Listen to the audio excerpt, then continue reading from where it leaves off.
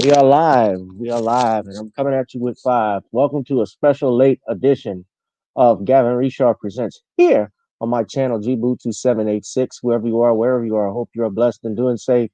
Guys, we are going to get this started. We are doing a special today. Today is December 11th, 1964.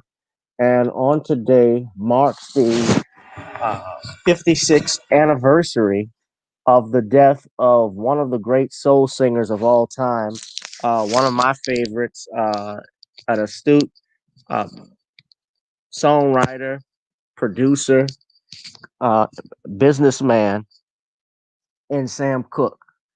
And we're going to be talking about his mysterious death, but not just Sam Cooke. We're also going to be talking about another death that happened coincidentally the day before anniversary. December 10th marks the uh, 53rd anniversary of the death of one soul singer, Otis Redding. Now, I find it very interesting. Obviously, if you're talking about numbers and how different artists have passed away, under mysterious circumstances. That's a picture of Otis Redding with the Barcades. All but one of the Barcades died in that supposed plane crash that took place. So we're going to be talking about uh, the circumstances around those deaths.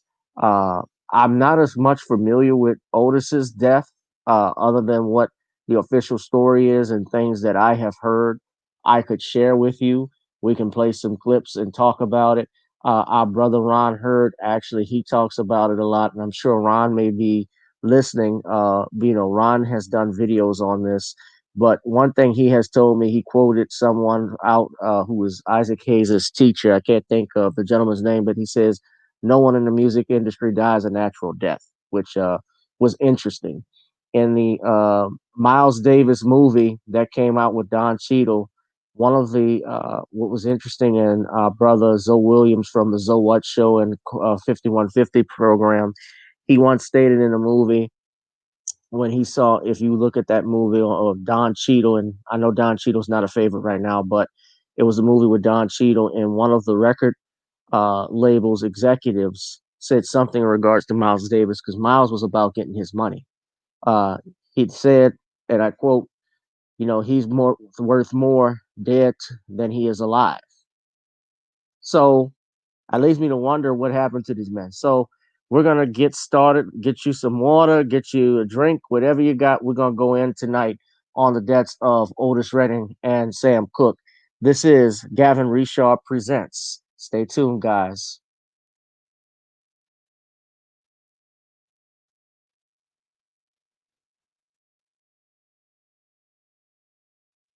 Stay tuned.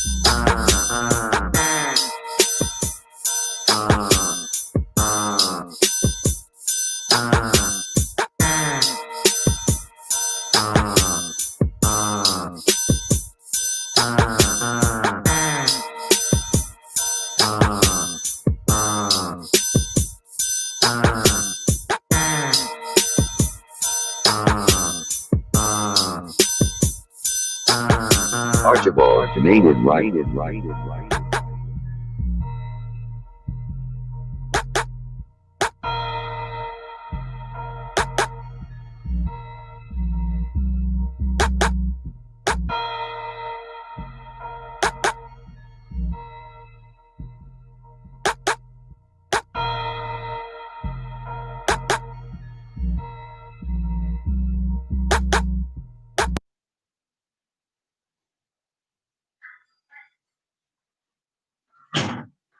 Okay, guys, sorry about that. We're back. If you all are in the building, you can hear me. I want you to leave a comment. Let's see who we got watching. We got 3 people tuning in on GBoo2786. We also got people tuning in on Periscope. Uh, you guys follow me on Twitter at GavinRich2786. GavMRich2786. If you'd like to see me tweet, you'd like to follow me. Um, Twitter, of course, is on some censorship stuff, as is Facebook, which is why Facebook is being sued right now in court with all of these antitrust laws. So that's something very important everybody should pay attention to, what's going on with that. I do know about the Supreme Court deciding not to hear Trump's claims for voting frauds. And well, particularly it was Texas that filed the suit, and several states filed to intervene. I don't want to talk about that right now.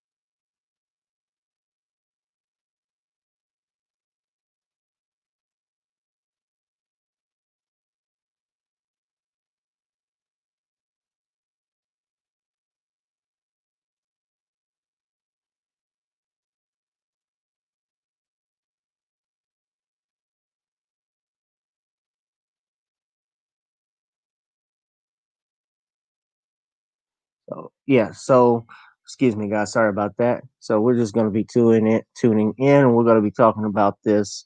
Now, I want to show you something. There is a documentary. I don't know which one I'm going to begin with, but let's do Sam first. Or you know what? Let's do Sam Cooke first. Yeah, let's do Sam first.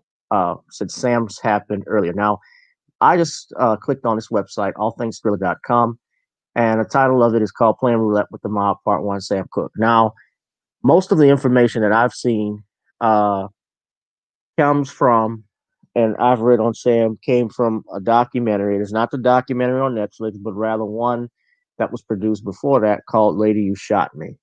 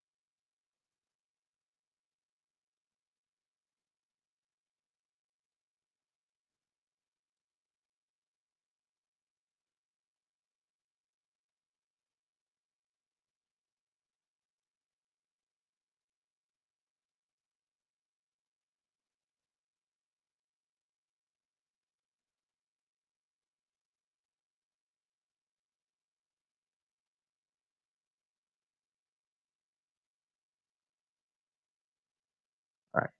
So Playing Roulette with the Mob, Part 1, Sam Cooke. The attractive brunette at the bar of Maratoni's was all of 22 years old, but she looked older. Well dressed of Asian and Caucasian descent, her conspicuous maturity gave her an air of sophistication, even as it threatened her from a distance. The brunette's name was Elisa Boyer. She was a prostitute. Maratoni's was a nice restaurant in the San Fernando Valley. Not necessarily stuffy, as was still the trend in the early 60s, fine dining but nice. Lots of music industry people hung out there. She sat with three men. They talked discreetly. She knew how to handle herself. On the contrary, the man that walked into Maratoni's shortly before Elisa and her companions arrived was anything but discreet. Not that he was loud, loud as in the vernacular of the early 60s, vulgarly conspicuous, flamboyant, he wasn't. He was exquisitely tasteful, perhaps too much so. Some say he was too handsome. Elegant, slim, elegantly slim, cool, fluid. Everything was easy with him. His laugh, his smile, his razor sharp wit, the way his perfectly creased slacks brushed against his cashmere socks, the fine leather of his shoes, his voice. Yes, more than anything else, his voice. He was the quintessential interpreter of soul, then and now, with 26 top 40 hits. Some of those hits, You Send Me, Wonderful World, Chain Gang, Cupid, Bring It On Home, and A Change Is Gonna Come, will become iconic.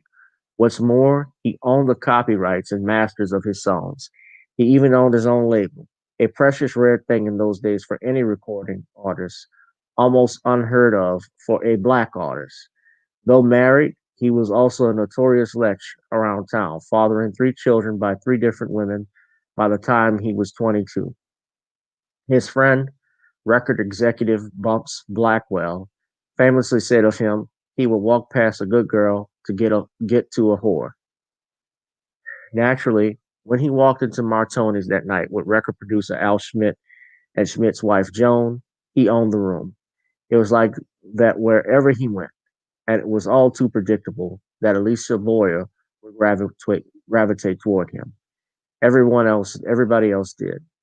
Soon he had ditched the Schmidts, and the two were in his red Ferrari, speeding toward PJ's Lounge, another industry hangout, only minutes away in Los Angeles.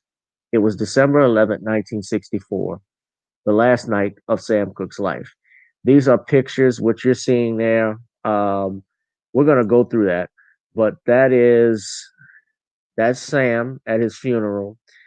Uh, I believe that's Elisa Boyer. That's Bertha Franklin. She's the so-called shooter. I believe that's Sam's wife. I believe that's his children, if I'm not mistaken. His two children, if I'm not mistaken. Uh,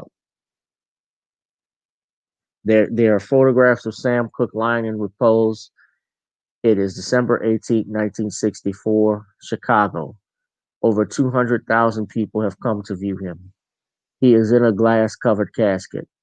The photos are in black and white, but you can still see the lump and bruising on his forehead that stage makeup failed to cover.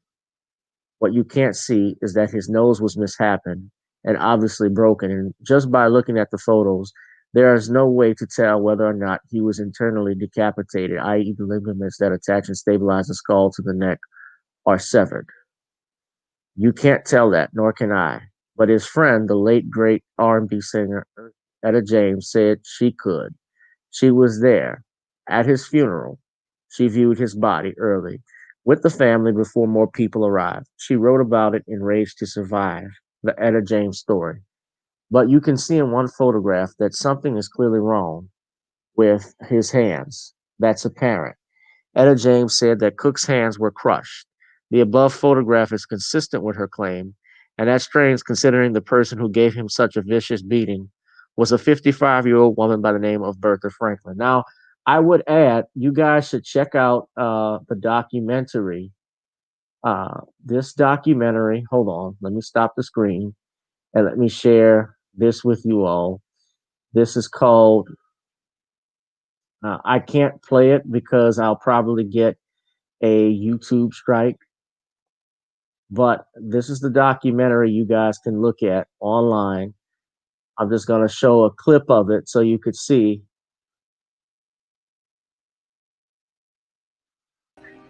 But this is, I'm going to get a copyright strike, so I'm not going to play all of it. But that is the documentary. Okay? This is it here. Lady, You Shot Me. You guys should check that documentary out if you get a chance. It's on YouTube now, but it may not be on for long. I have it on Apple. I had to watch it because this is where I got the bulk of my information from. Now, from where we started, where we began, what's important to point out is a couple of things. Number one, uh, in some of the photographs you're going to see, because there's some other photographs I have that are online of Sam Cooke. There was bruising on Sam's knees. That was not in the official autopsy report. Okay, this we're gonna go back to the playing roulette, but this, if you can see, I don't know if okay. Let me stop. Hold on. We're gonna stop the screen. I want y'all to look at this. All right, this is the action. This is Sam's body. Okay, this is at the Motel Hacienda, where Sam's body was found, lying in the doorway, slumped dead. And according to the police, the official story is that Sam busted in to this motel, this motel manager's apartment, or where she was office where she was, uh, only wearing his suit jacket, no pants on. The woman he was with, Alicia Boyer, claimed that he tried to rape her. When he went to the bathroom, he supposedly steps out and she grabs his clothes, including his pants, uh, his monies, and so forth. I don't know what happened to the Ferrari. I think the Ferrari was still there, supposedly. And Sam realizes that when he comes out that she's taking his money, and he supposedly suspects that Bertha Franklin and uh, Alicia Boyer are in on it. And in a fit of rage, he confronts Bertha Franklin, who you'll see again, and he confronts her, and they end up getting into an altercation, and she grabs a pistol, a handgun, and shoots him once. Once a fatal shot that goes through his armpit, pierces his heart and lungs. The last thing he says is, "Lady, you shot me." He reaches out, fights her again, and instead of shooting him again, she supposedly grabs a broomstick, hitting him on his head, where he later falls over and dies. Now, the case, of course, did not go to trial. It was a coroner's, okay, that's enough, coroner's inquest. Now, speaking of which, if you read the coroner's report, Dr. Cyril Wecht, Cyril Wecht is one of the lead, was a former president of the Forensic uh, Pathologist Association. Cyril Wecht did a lot of things with the Kennedy assassination, and he's featured in that documentary, Lady, You Shot Me. And he even stated that they do not mention the bruises that you see on Sam's legs. Okay, I'm sorry for showing this. I should have warned everyone, but this is graphic. But that is Sam's. You notice, you'll see here, there's bruises and markings. Okay, that was not shown. Let me stop. That was not shown in the uh, that was not shown in the autopsy report. Another thing in this coroner's inquest, it was done very quickly. Um, the two women who testified, three people testified: Bertha Franklin, Alicia Boyer, and the hotel owner of the Hotel Hacienda. They testified. The hotel owner at that time. Her name was, let's see,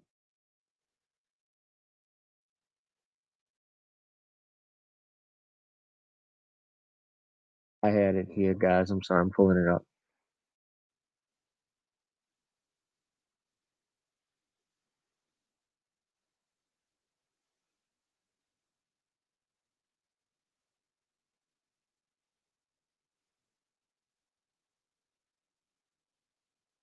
Well, she testified. Let me see. I had it here, guys.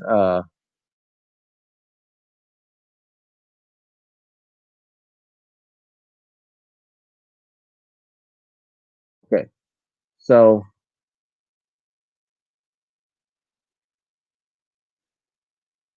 her name was Carr. Try to see what her first name is.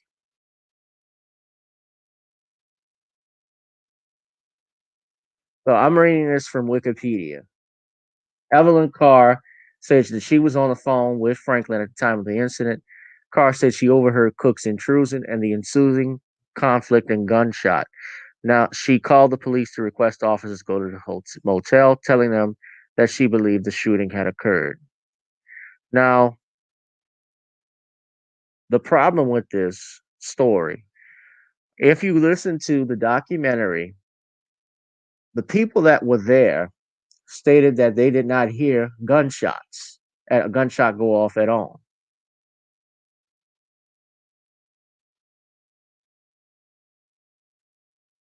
All right, what's up? We got Kid Gravity Beyond and Computer Bots, Computer Robots, man. What's up, guys? Come on in. So, Alicia Boyer is still alive, by the way. And because Carr's testimony, the motel owner, corroborated Franklin's version of events, and because both Boyer and Franklin passed polygraph tests, the coroner's jury ultimately accepted Franklin's explanation and returned a verdict of justifiable homicide. Now, there are some problems with their stories, and of course, uh, you know, no one was ever charged with this death. And Sam Cooke at that time, of course, was very powerful, growing to be a very powerful person. He was working with uh, other artists. He was also, from my understanding, he was a civil rights activist. Not my understanding, but it was true. He was a civil rights activist, and he was giving monies to some key civil rights players, including both Dr. King and Malcolm X. And if you watch the Sam Cooke documentary, of course, on Netflix, Sam Cooke remastered. If you saw that, Sam was actually under FBI surveillance. Now, it goes a step further. I want to tell you what happened to Miss Franklin. That's a good question. Now, I want to show you something, though. This is what's interesting about the coroner's inquest. Okay. Neither Alicia Boyer, and I'm going to put their pictures up again. Give me 1 second. Neither Alicia Boyer or Bertha Franklin had attorneys representing them. Now, I want you to look at this picture. Let me put this up.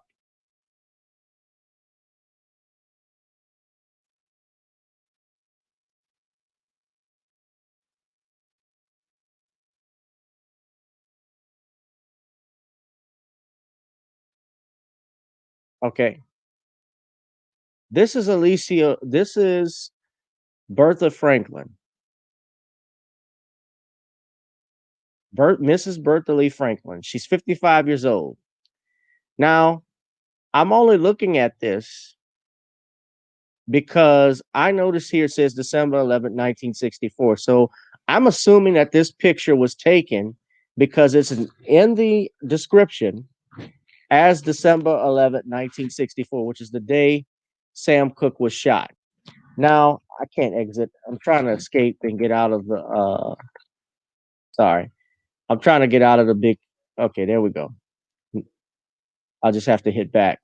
Now, you look at this picture.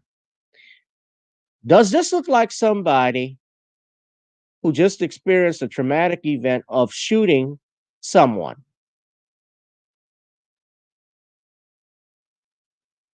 You shot Sam Cooke, and even her own story, she said she had no idea, according to uh, her, her own testimony, she did not know who this man was.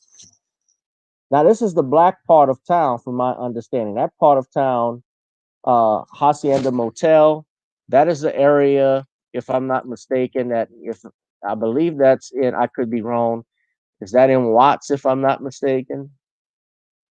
It's closed down a long time ago, so it's old. But the but that area, Sam Cooke, they all should have known who Sam Cooke was. Okay, so the Motel Hacienda is now the Polaris Motel, was on is on South Figueroa in Los Angeles, California, South Figueroa, 9137. From what I'm reading, is currently called the Polaris Motel. And she says that she didn't know that this was Sam Cooke. Shot him 3 times, shot him with the caliber revolver. And you look at this photograph, she doesn't look excited. She doesn't look like she's in shock. She's posing. It's like she's smiling. Am I the only one seeing that? Let's also talk about this part too. How is it that at a coroner's inquest, nobody had attorneys? That's Alicia Boyer.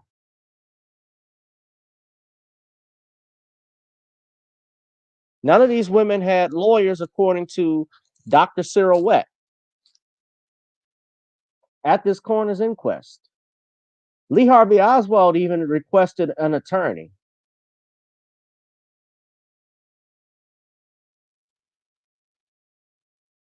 Now, this is now let's not forget also, it says here, this is from the Chicago Crusader. I think Chicago Crusader is one of the oldest black newspapers in the country. Uh, they actually, I think this is for the documentary. I think these are the producers that produced that documentary, late remastered the two killings of Sam Cooke. The one I saw is Lady You Shot Me. That was directed by David. I'm going to butcher this name. David Zarnitsky, if I got that right.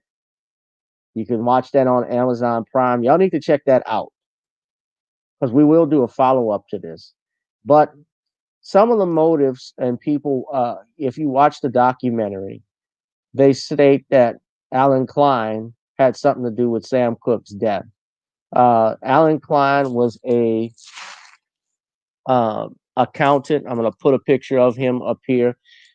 Alan Klein was Sam Cooke's manager. He was not an attorney. And I'm going to show you guys Alan Klein is. Now, there's a lot of dirty stuff that's been told about Alan Klein. In particular, he managed at one point both the Rolling Stones and the Beatles. If you notice, when the Rolling Stones perform, they never perform some of their old hits, like I Can't Get No Satisfaction. That's Alan Klein in the middle. That's the Beatles. That's Paul McCartney. That's John Lennon. That's Yoko Ono. I think that's Ringo, if I'm not mistaken. But that's the Beatles. He was in the center of that. He is the owner of Abco Music Records Incorporated. They own Sam Cooke's entire catalog. Abco Records in New York, founded in 1961. In 19 and I'm going to show some video clips of it because we got to get to that.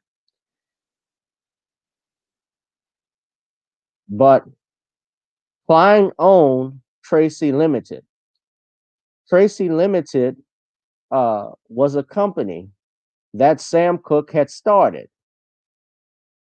Tracy Limited was named after his daughter.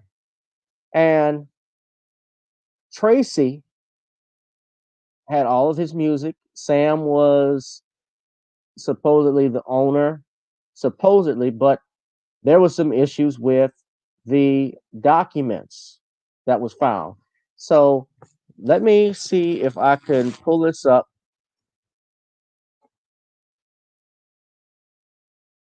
I think I can. This is Zelda's. Okay.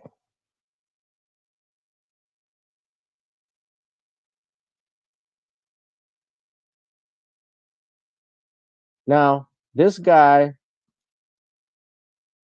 and Sam Cooke has a lot of fans. So you guys, hold on a second. We got to look at this. We're getting in deep tonight.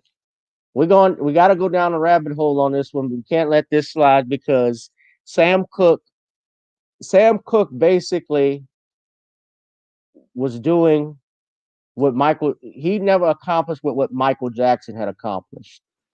You know, Michael, for all intents and purposes, Michael, and I'll say this, he got murdered because they didn't like the business aspects that Michael was doing, owning the rights to the Beatles' music, to Elvis's music.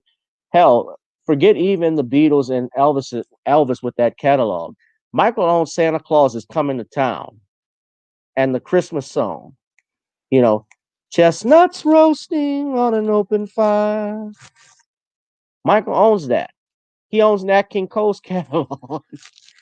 So just think of the money that, just think right now, it's the Christmas season. So how much money you think those two songs would just generate, played worldwide, continuously?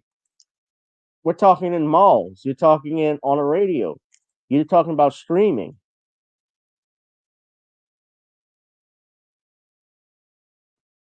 Let's play this clip. Hold on, we got to play this clip. So I want y'all to hear this. This is Donald Piper. Let me know if you can hear it.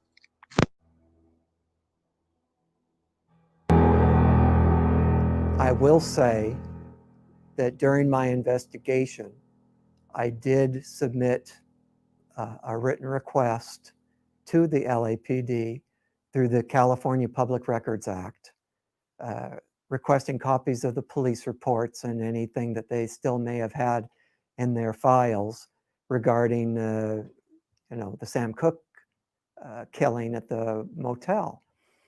And I just received back a couple of letters, first saying, no, we won't give it to you. And the second letter, well, if we have it, we can't find it. And I don't know how we could find it. And that was their response.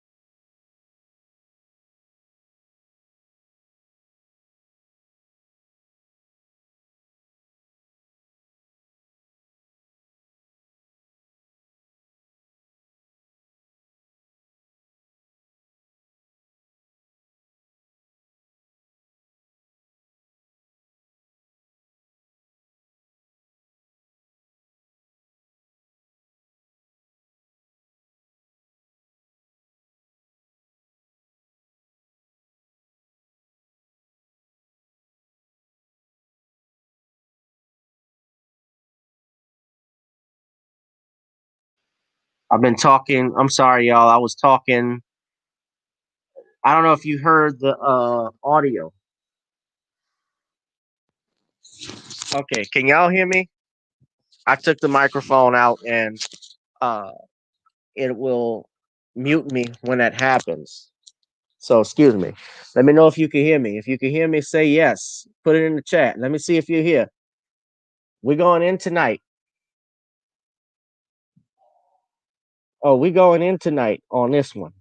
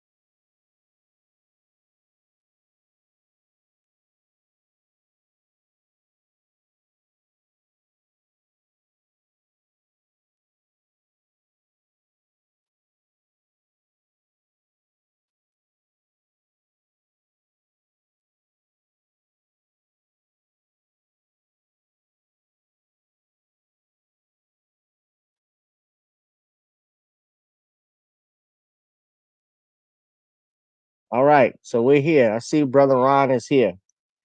All right.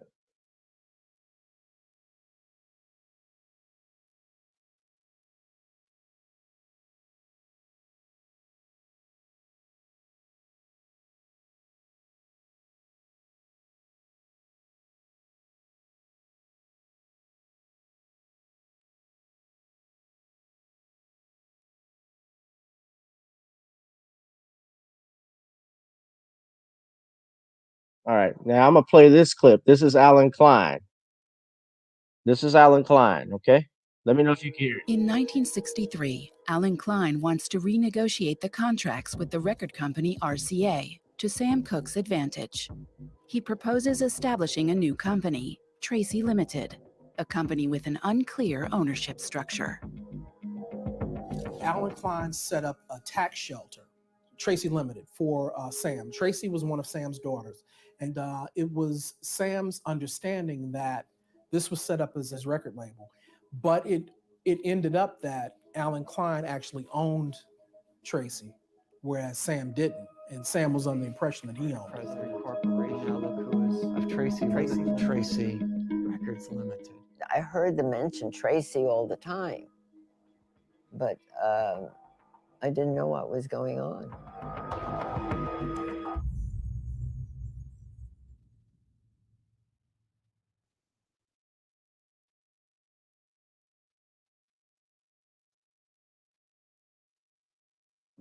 That was Zelda Sands.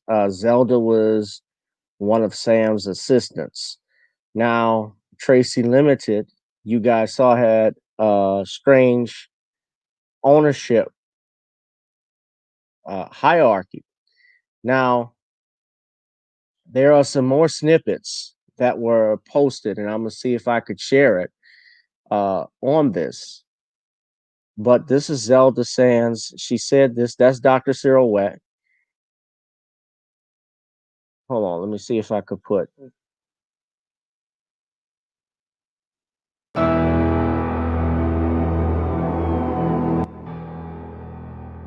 Bertha Franklin is the one who shot him.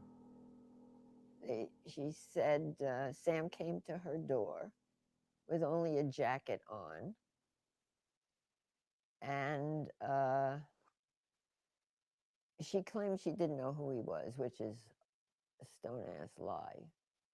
Everybody knew Sam, especially that side of town. Right.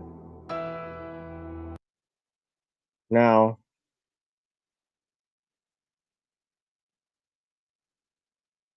So there is a question about this document, about its authenticity as to signature, when and how. now what he's talking about, let me see if I can play it.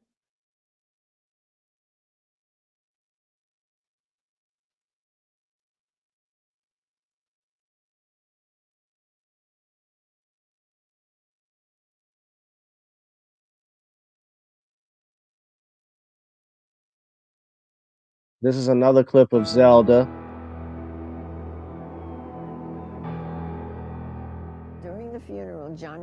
All said, right. Now who listen was to what she on the says. label, kept crying. He was like this. I'm sorry, Sam. I'm sorry, Sam. I'm sorry, Sam. Kept saying this. And people didn't know whether or not it was that he did something to have Sam killed, because Sam had received a phone call that brought him to that motel with the girl.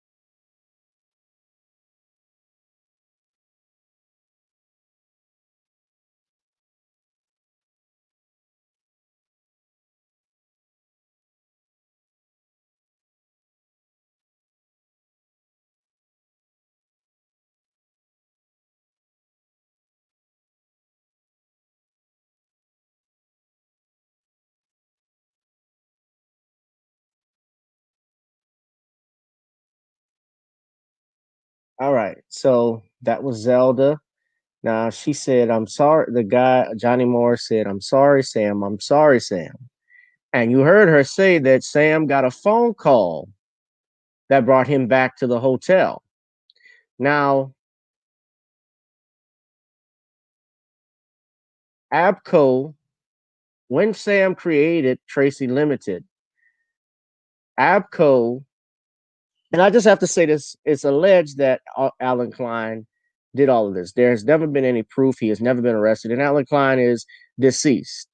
So there's no way of, we can't obviously, we can't convict a dead person for murder. I don't know for 100% sure fact that Alan Klein did murder Sam Cooke or conspired with others, but stranger things have happened. And we do know that from looking at this information on this record company, it says that Cook's manager sneakily changed paperwork and listed himself as owner instead. And Sam Cooke was listed as his employee. Now, let me pull it up for you because this is on Wikipedia. You can find this. If you're in the building, say yeah.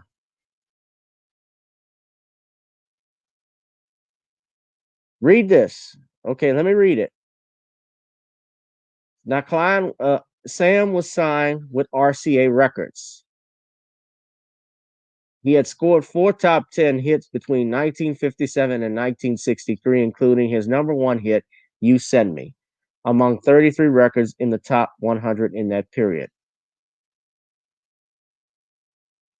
They refused to honor many of his requests, despite the fact that he made a great deal of money for RCA Records, and Klein forced the reluctant label to open its books for a thorough audit. And shortly afterward, RCA agreed to renegotiate Cook's contract. Klein secured for his client a genuinely groundbreaking deal. Cook created a holding company, Tracy Limited, which was named after his middle daughter. Now, here it says here, Klein, Cook's manager, sneakily changed paperwork and listed himself as owner instead, and Sam Cooke as his employee. Sam Cooke trusted him to protect him against crooked music executives, but Klein used that trust to his advantage. Tracy would manufacture Cooke's recordings and give exclusive rights to RCA to sell them for 30 years, after which the rights would revert to Tracy.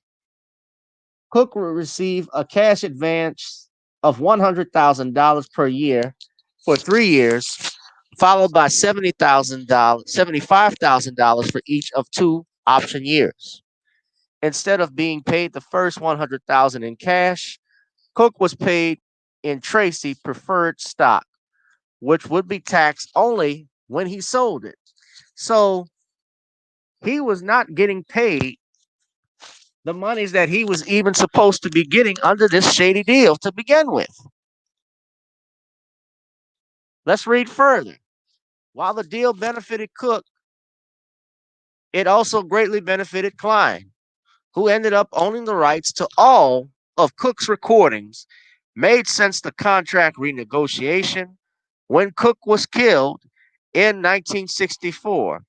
And his widow was Barbara Cook. She married later Bo- Bobby Womack, because Bobby Womack was a protege of Sam Cooke. And his widow sold Cook's remaining rights to Klein. Klein's successful negotiation on behalf of Cook brought him new clients, including Bobby Vinton and the Dave Clark Five. As with Cook, Klein arranged for his clients to be paid over a period of time to reduce their tax liability. This also benefited Klein, who took advantage of the earning potential of money over time to make money from money. According to the 2019 documentary Lady You Shot Me, The Life and Death of Sam Cooke, Klein was a predator in his relationship with the singer. As of 2019, Cook's family received no royalties or benefits from his music. All royalties and publishing profits go to the Klein's corporation.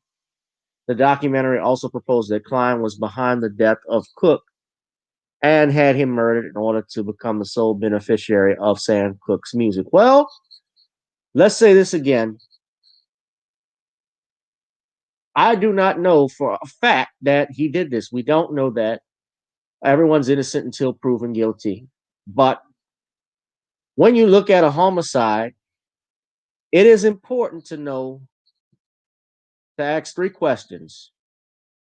Aside from, of course, who did it is one of the questions, but who has the motive and who has the means to cover it up. Now, I don't know how powerful obviously you manage the Beatles, you manage the Rolling Stones. That's a lot of clout. And you manage them at the same time.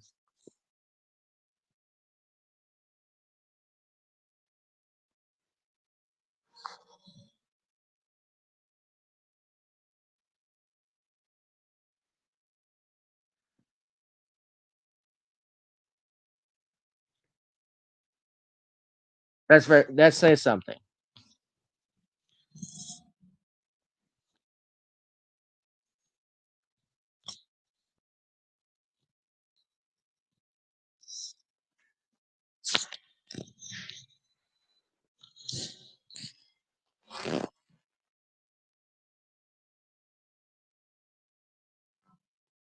That says something. So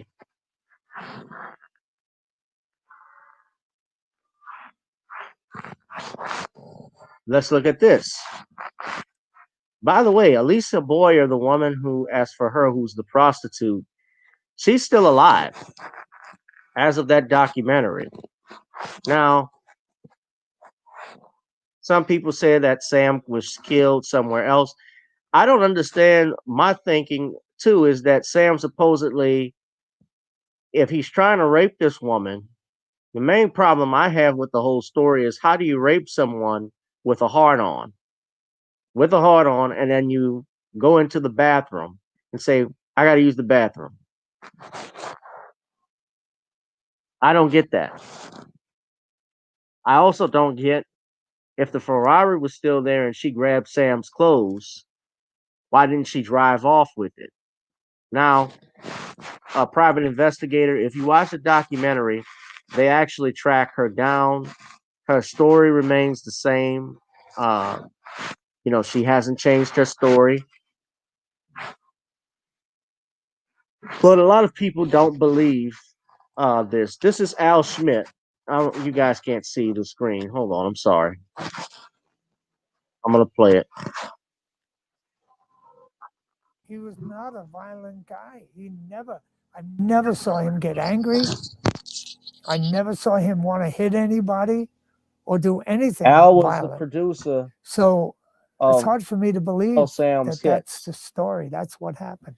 And I don't know. he was the last one that saw Sam alive. He and his wife. They had dinner together at Maratoni's. Now, this is an entertainment lawyer, Joel B. Kellum.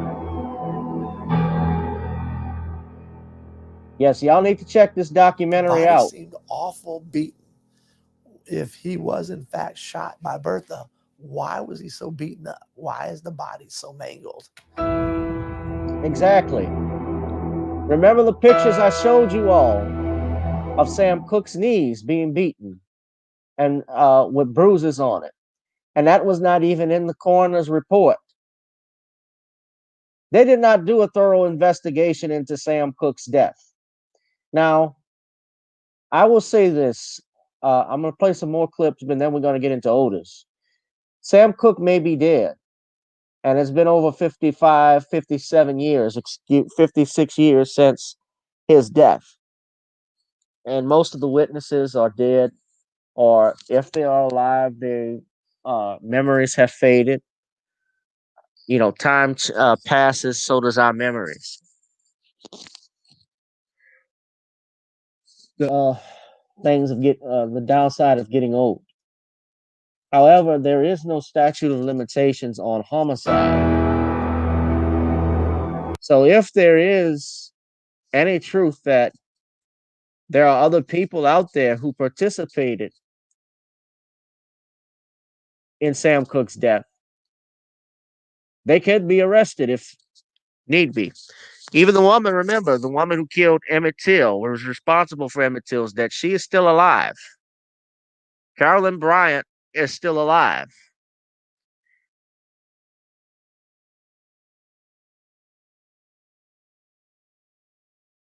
The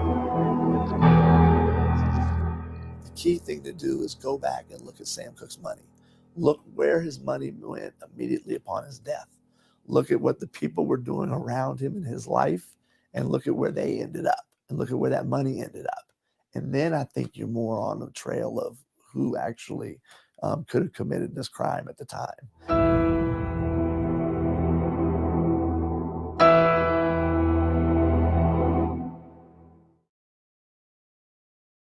This is Dr. Cyril Wett.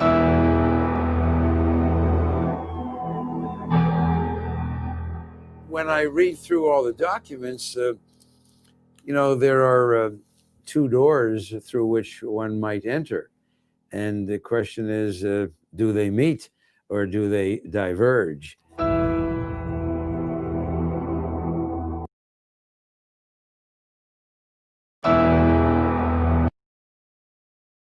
That music is creepy. I'm not gonna lie.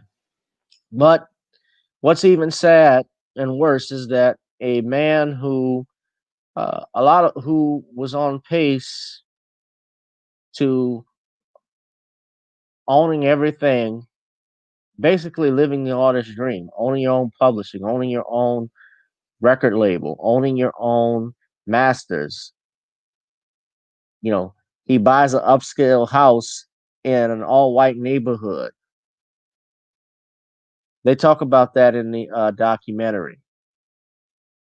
Now, James Moans asks, is it true that other men died mysteriously in that motel?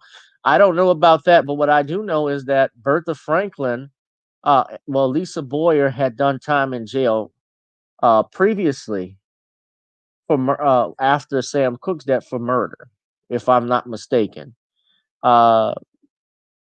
She, as well as Miss Franklin, I believe they had. She had been arrested before previously. She moved to. Well, no. Let me start over. I'm reading it here from Wikipedia. After Sam Cooke's death, Bertha Franklin received numerous death threats. She left her position at the Hacienda Motel and did not publicly disclose where she had moved. After she was cleared by the coroner's jury, she sued Sam's estate. Yes, she killed Sam supposedly, citing physical injuries and mental anguish suffered as a result of Cooke's attack. She sued for $200,000 in compensatory and punitive damages. Barbara Womack, this was Sam's wife, his widow, she countersued Franklin on behalf of the estate. Now, Boyer testified at the civil trial on behalf of Bertha Franklin. She saw it. Now, I look at Sam's wife. This is interesting. She only countersued for funeral expenses, $7,000 in damages. A jury ruled in Franklin's favor on both counts, and they awarded her $30,000 in damages. She moved to Michigan, but never disclosed what her new career was and died in 1989 of coronary artery disease. Alicia Boyer was once again arrested in 1979 after a fight with her boyfriend, where he ended up dead. She was found guilty of second-degree murder and sentenced to 25 years to life imprisonment. Her conviction reignited interest in the Sam Cooke case and gave fuel to conspiracy theorists about the 1964 death. Now, that's on Wikipedia. Let me show. Whoa, hold on. Let me show y'all. Because I ain't making this up. I'm gonna show you where you can look at it. Look on Wikipedia. Look under Sam Cooke.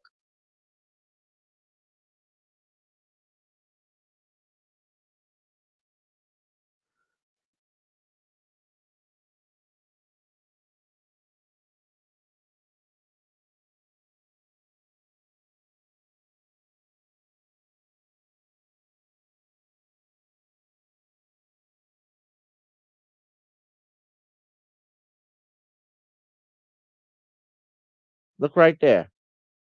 Now, Lisa Boy, I hope that answers your question, James. I don't know about that hotel. I do think it's interesting. I wouldn't sleep there. I'll say that much. And I do think it's interesting because I've heard, I don't like to get in stuff unless I know about it, but I do know that she married Bobby Womack immediately after Sam's death. And keep in mind also, she sold whatever interest Sam had in his company to Klein for, I believe, $100,000. And Sam Cooke's music is timeless. It's priceless as well. You look at a song like A Change Is Gonna Come.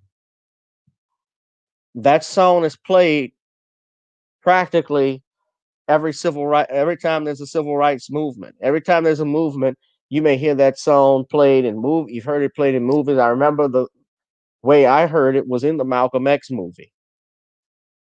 So that was chump change for her to sell that. And by the way, what I didn't know, and I remember reading this, but Sam actually sued. Sam was actually getting ready to sue Barbara for divorce, if I'm not mistaken. So I think that's even interesting. Sam's only son, Vincent, twisting the night away, Cupid. Yeah, Sam's only son, Vincent, drowned. I believe the year before, or that same year, if I'm not mistaken, when Sam died. And I don't know exactly how he drowned, what happened, the circumstances. I've heard stories. I don't like to deal and say things unless I know them for sure, for sure. But Vincent died in 1963. He had 3 children with Barbara Campbell. His father was, of course, a pastor. Linda and Tracy. And of course, Sam had 3 children out of wedlock.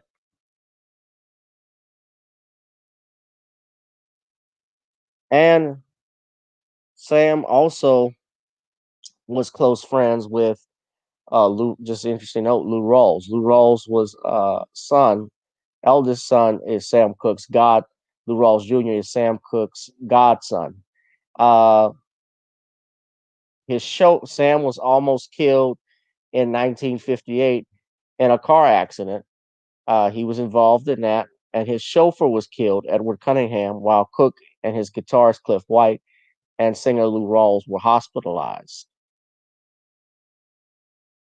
No, Etta James and Muhammad Ali all thought there was a conspiracy behind that. And let's not forget, too, something that Sam Cooke was doing, as I mentioned the civil rights movement earlier. Let's look at this picture. Okay, hold on.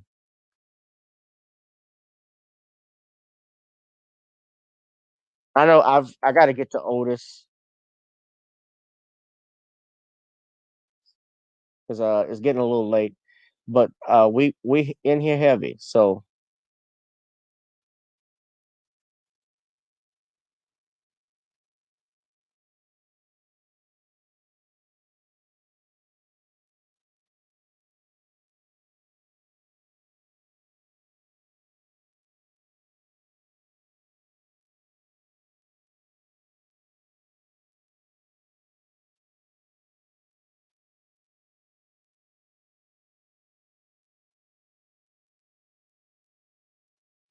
all right. So look who this is. Who is this?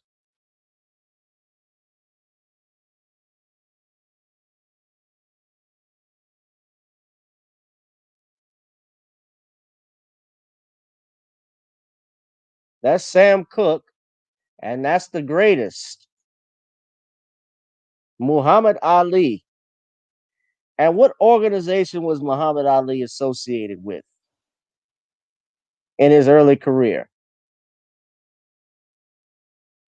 Now, don't you think this would have attracted the attention of J. Edgar Hoover and the FBI? We all know and have heard of counterintelligence programs. Okay? So it goes without question, and I think with common sense that it came out even in a documentary, they talked about it, that Sam was being watched, that Sam was actually under FBI surveillance. So could his death have been part of a COINTEL program op? Very possible. I do not believe, though, at all that Bertha Franklin, and when you look at the pictures that we showed earlier, that Sam actually was beaten, that she shot Sam to death. It's been speculated. That's right, James Moans. It has been speculated that the mob had something to do with it.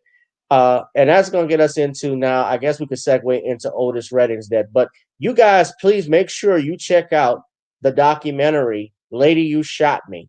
I know most people are familiar with the Netflix documentary, but the Lady You Shot Me documentary really goes in detail and in depth about some things.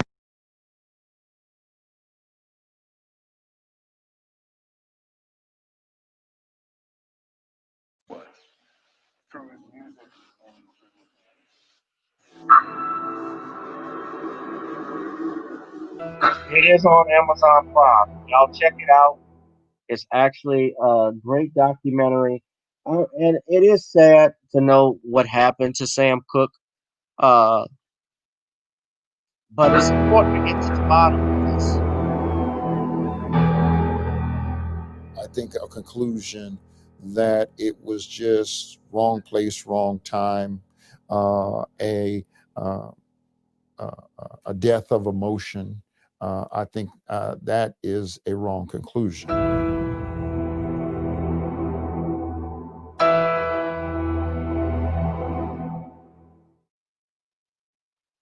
Something else too. Why would Sam Cooke sign if Sam Cooke is going to commit adultery? Stop this. is, if you're going to commit adultery, who signs their real name in a hotel registry?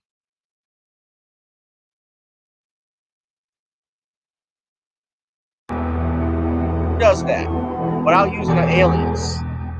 I think a conclusion that it was just wrong place, Okay, I'm wrong sorry. I didn't time. mean to replay that one.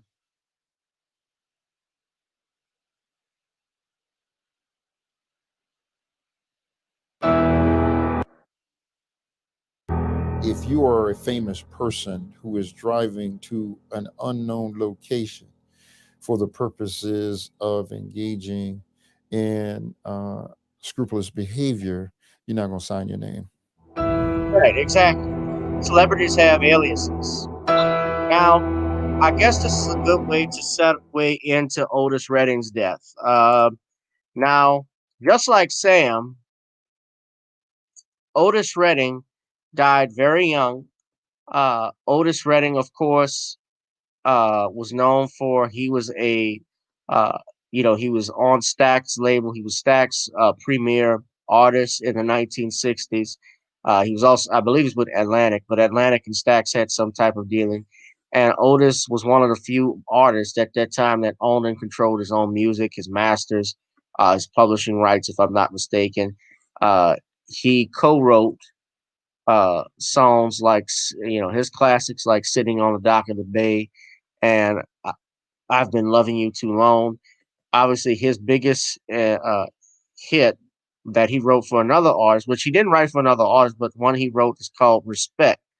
Uh, the song that Aretha Franklin we're associate with her is actually was originally an Otis Redding song, and the song actually she changed it up to make the lyrics reflect female empowerment. But Otis Redding is the one that wrote the song "Respect."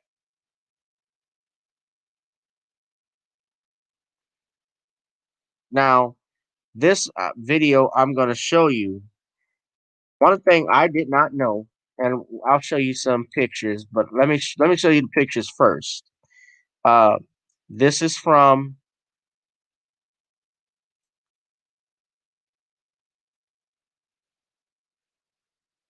that's Otis Redding, of course. That's the Barcades. Ben Cawley, I believe, was on that flight. He survived, if I'm not mistaken. He later died in 2015. But this is the actual article. The Wisconsin State Journal. His plane supposedly crashed in the bottom of Lake Monona.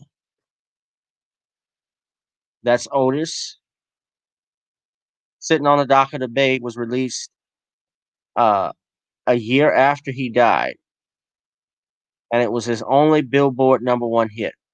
In 1965 alone, Otis Redding sold more albums than Dean Martin. That's how popular he was. That's the airplane, the wreckage from Lake Monona. He was performing at the factory.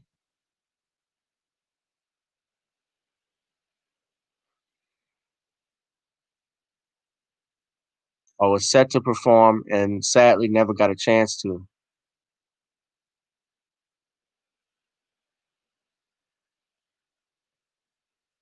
Now, after his death,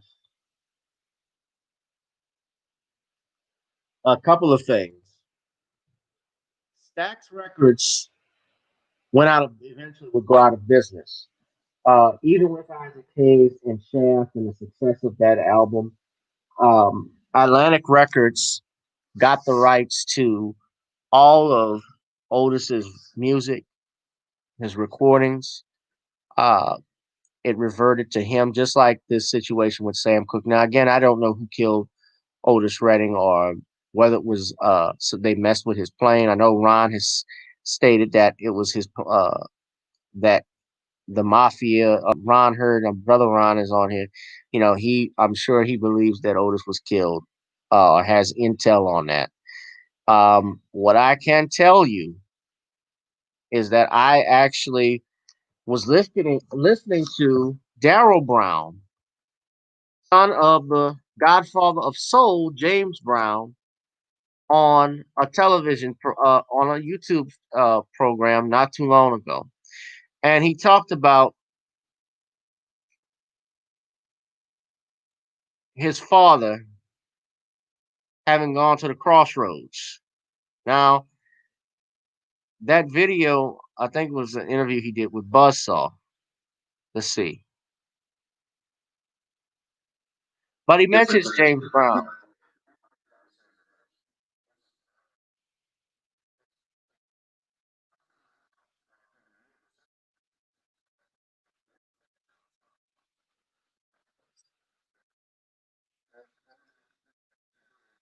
Now, I know the video is not starting in the beginning. Oh, you guys can't see it. Hold on. I'm sorry. I just got to go back and forth with this, back and forth. Now, Daryl, okay, this is James's son, Daryl. Now, if you listen, and I don't know exactly the point where he gets to it, but he talks about Otis Redding and Sam Cooke and their debts. And one of the things he mentions, of course, in his own book about his father is that James Brown even didn't die a natural death. Now, I wasn't going to make it about this, but you guys may have heard even in a few months back, there was, I believe it was last year, even CNN broke a story about how they were reopening James Brown's death because it was believed that James Brown didn't die a natural death.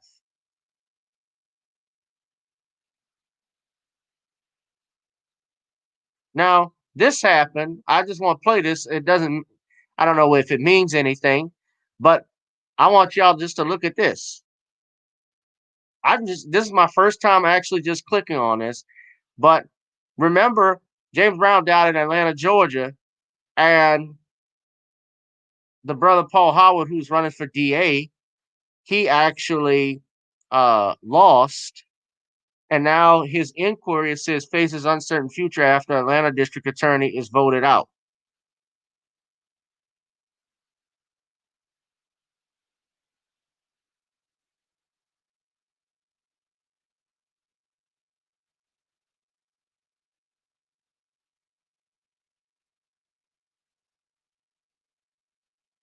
But they were reopening the case of James Brown's death. And James Brown Jr. or Daryl Brown has stated that his father didn't die a natural death. He believes he was poisoned. But I'm going to play, if I can, this clip. Now, I don't know this. This is from Buzzsaw. I was just trying to see if they had the clip of. They've been doing it for centuries, you know, and it needs to be known. I'm trying to see if he has the clip of talking about Otis Redding. Because plus what they seen was, you know, my sisters and them had one agenda. Matter of fact, that was the ones that sued him. Your sister, yeah. But so your father was able to break free of most of those corporate controls over his music? Well, see, that was the reason. That was one reason why they would have, because see, let me tell you something. He back in okay, here it is. This is it. I'm gonna say this is what I wanted to play for y'all. 65. Him and Otis Redding were getting ready to start the biggest distribution company for black music. Well, now you hear that. Now, 1965, he said that's Dwight Howard's uncle. Okay, so Dwight Howard is related to James Brown.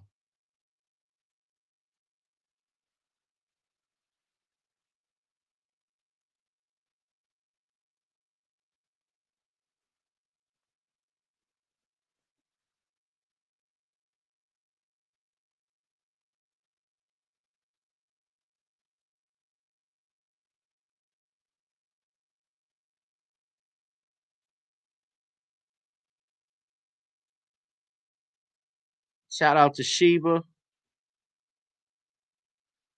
Now look, 1965. That is a year. Oh, you mean Paul Howard? That's Paul Howard, not Dwight Howard.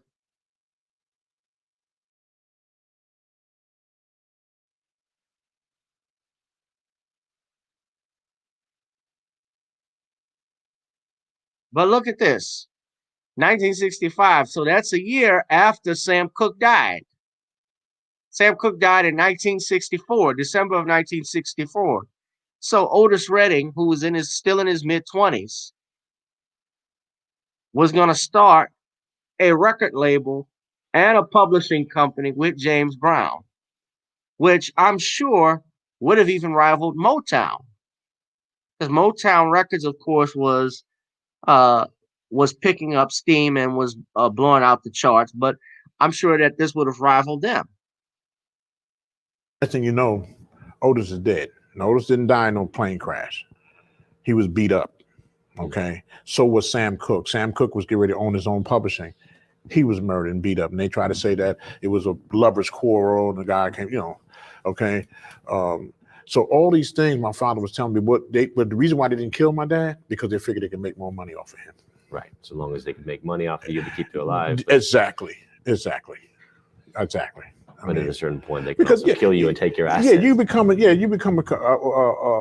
like Barbie and Ken. Okay, you're a commodity. You're something you don't even. I always call it as the slave master coming and taking his name back. You know what I'm saying? Mm-hmm. Because it seems that way. It seems like that. Oh, right. Because the slave gets the name of the master. Exactly. Right? So here we. All right, y'all heard that.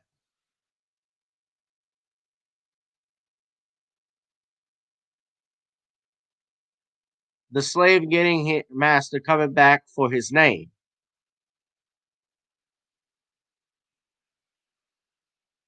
Well, it's funny you mentioned that, Derek, because I do remember Professor Griff talking about how Suge Knight and Jay Prince, Irv Gotti, and Dame Dash were trying to do a distribution. They were trying to create their own record label and everything. And I do remember him saying how the feds came in with some charges on Irv Gotti and Suge Knight and so forth. So whatever it was, that stopped everything. How big would that company have been with two of the biggest artists, R&B artists at that time? Well, not even R&B, but just hot artists at that time. The monies that would have been made with James Brown and Otis Redding. Just think of that. Now, Brother Ron Hurd had interviewed Ben Cauley. Ben Cauley was on that flight, supposedly with Otis Redding. Well, I'm not going to say supposedly, but that's the official story.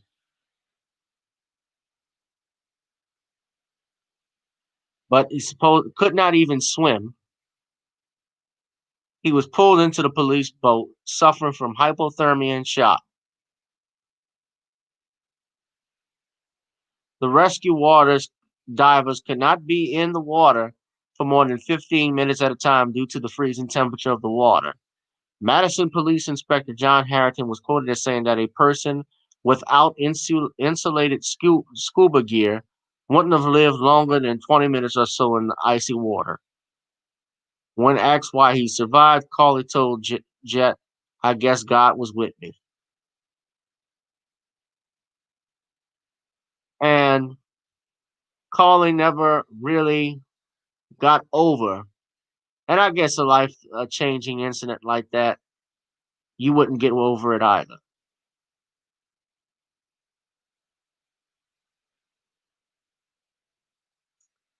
But when the plane crashed,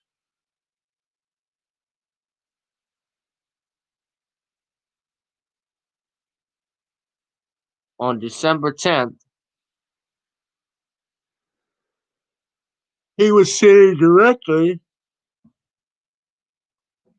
uh, behind Otis Redding in the co-pilot seat. He had fallen asleep on the flight, clutching his seat cushion. He awoke when he realized he could not breathe. He said that he saw bandmate Fallon Jones look out a window and say, "Oh no." Collin unbuckled his safety belt, which ultimately allowed him to separate himself from the wreckage. Other victims, including Otis, were found still attached to their seats. As the impact tore a wing off the small beach craft, the fuselage was torn open and Collin was able to bob the surface as he clutched his seat cushion. While trying to swim to his bandmates who were not able to free themselves from the fuselage, Collin witnessed their cries for help before they were pulled under the frigid water. A nearby resident of Lake Mona heard the crash and called the authorities, who responded quickly with a police boat, and Collin was pulled into the police boat, suffering from hypothermia and shock.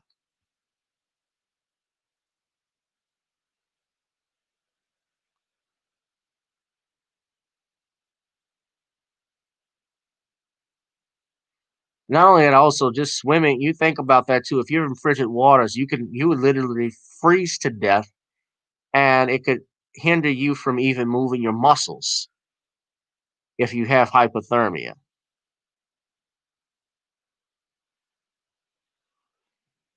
It could cause confusion.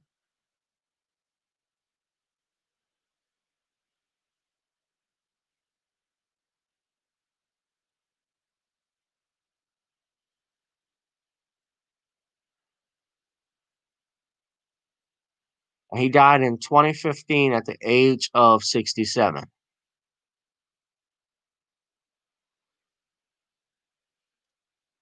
But that would have been huge had that record label come forward.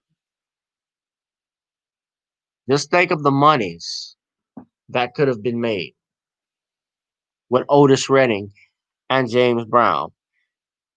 Think of Sam Cooke. Now, y'all check out this interview, more of it with James Brown's son, Daryl, because he even goes further in depth about his father's death. Now, I didn't get into that,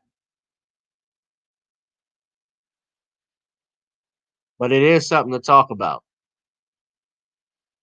With that, guys, I think I'm going to call it a night.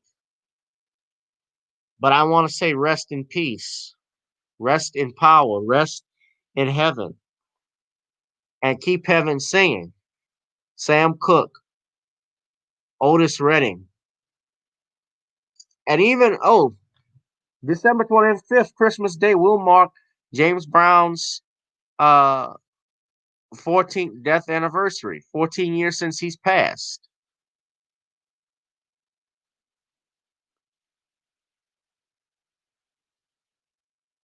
So Sam Cooke and Otis Redding and James Brown are all died in December. I think that's interesting. I wish I could play some of their music, but I know I'll get hit with a copyright strike. Guys, this channel, of course, is not monetized, so if you could please support, donate to the Cash App, Gavin Richard Esquire, and Google Pay, gavin.grich1@gmail.com. James Earl Mones, thank you. Thank you, Derek. Thank you, brother Ron Heard. Ron is listening. I'm sorry, you guys, if I pause every now and then. I was reading back and forth. To what our sister, how you doing, Derek? To what our sister Northern Bell, if she's still up. Yeah, Michael Jackson did give back all of the music to a lot of black artists. He actually gave Little Richard back his publishing rights, although I think Little Richard couldn't take it, but Little Richard still got paid a lot of money more when Michael was owning that catalog. He also made sure he also made money for Sly Stone, because Sly Stone was actually homeless at one point. I think Sly actually just sued recently, a couple of years ago, and won a lawsuit over some royalties that he was owed. And I believe Michael made sure Sly got money back from his royalties. He paid him very handsomely. Of course, Sly, I know, probably spent it on drugs. But Michael was a very caring person, and he knew how black artists were treated. So say what you want about Michael Jackson, the man knew how to do business, and that's why I call Michael. He's not just the king of pop; he's Sam Cooke 2.0 because he owned and did what Sam Cooke sadly wasn't able to live to do. Didn't get a chance to see do, but it would have been big. But that's it for me, guys. It's late. I'll probably do another live stream. You guys be safe, be blessed. I'll holla. See y'all in the next one. Peace.